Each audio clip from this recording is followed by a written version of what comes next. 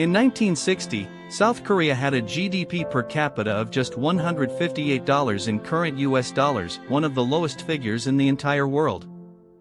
Finland, meanwhile, sat at approximately $1,300 per person. Both nations had survived devastating wars within the previous decade, yet what they did next would send them on completely opposite trajectories for the next 60 years.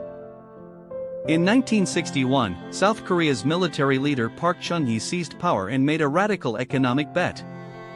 He would transform South Korea into an export powerhouse by picking corporate winners, massive family-run conglomerates called chaebols like Samsung, Hyundai, and LG, granting them cheap government loans, protected domestic markets, and direct state support. It was capitalism with an iron fist. The results were extraordinary. Between 1962 and 1994, South Korea's economy grew at an average rate of approximately 8% per year, one of the fastest sustained growth rates ever recorded in history.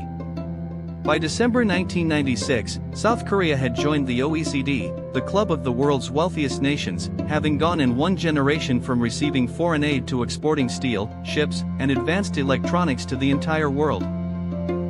Finland chose an entirely different philosophy. Through the 1960s and 1970s, Finnish governments invested heavily in free education from preschool through university, universal healthcare, and a generous welfare safety net for every citizen. The foundation Finland was building was not just industrial, it was social, a society held together by deep institutional trust.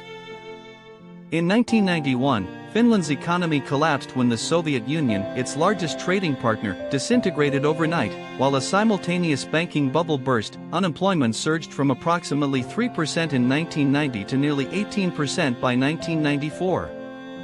Instead of dismantling its welfare state, Finland doubled down on education and innovation, and companies like Nokia emerged to dominate global telecommunications.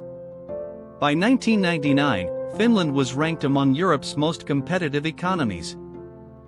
By 2023, both nations had become wealthy, but in dramatically different ways. South Korea's GDP per capita reached approximately $33,745 in current US dollars, while Finland stood at approximately $53,655.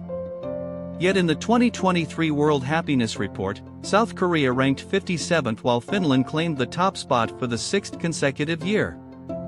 South Korean workers averaged among the longest working hours in the OECD, Finnish workers enjoyed among the shortest.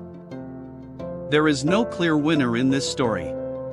South Korea's model created extraordinary wealth and technological power, but at the cost of a total fertility rate of just 0.72 as of 2023, the lowest of any country in the world.